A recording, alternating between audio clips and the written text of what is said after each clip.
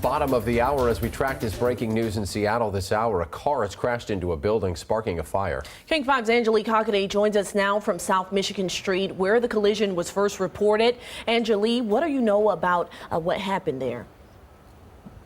Well, Shantae, at this point, South Michigan is still blocked off in both directions, but a little bit of a segue here. SFD did manage to get this silver Subaru Outback pulled out of this building that it crashed into earlier this morning around 6:30 a.m. So the scene is clearing a bit here, not as active as it was earlier, but take a look at your screen for video from when our crews first arrived. Now you can see flames there, really the smoke really just in the air. We actually spoke to some employees that work across the street. They told us that they could actually feel those flames. It was so intense and so hot. Now, we know at this point the driver of that Subaru Outback is a 35-year-old man. SFD telling us he was in some sort of distress. They were able to get him out of the car and transported him to Harborview Hospital in stable condition. Now, this is an area with a lot of businesses. This one looks like it sells crab and seafood. That's what it says on top. Crab sold here. I actually took around the block to the other side. It says they open at 10, which is in just about an hour and a half. So it is possibly an operational business. It's still a little bit unclear if it was operational at the time or if there was anybody inside. There wasn't anybody inside, but it's unclear if there was sort of anything going on in this business at the time. Despite all of that, SFD says it was still a two-alarm fire.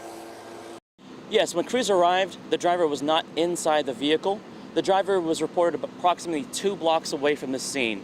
So that's one of the reasons why we added additional resources, because we had a patient that was approximately 2 blocks away.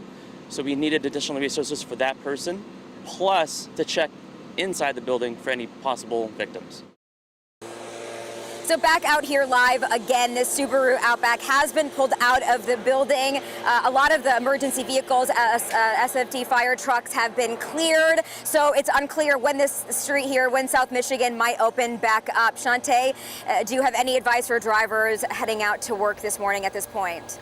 Well, for people trying to work their way around that area, they will have to exit South Michigan before 4th Avenue or Corson, because that's the portion that's blocked. It looks like we're still dealing with an SPD car, though, still blocking those lanes. You can see that happening here. So what we're seeing at the moment is a lot more congestion on Corson Avenue. So if you usually travel that way, just keep that in mind. Front Street also dealing with a lot more cars as well. And 6th Avenue is blocked as well between Michigan Street and River Street. But from looking at that last shot from Angelique, we should start to see some relief soon, because it looks like that scene is starting to clear. So we'll keep an eye on that. If you're heading out in Seattle, you're noticing a backup here near Yesler Way. That's due to, it looks like, either a disabled vehicle or a crash. It's hard for me to tell from here, but you can see that lane partially blocked as you get off on that exit near the exit for the convention center. So we'll give you another look at that in just a few moments.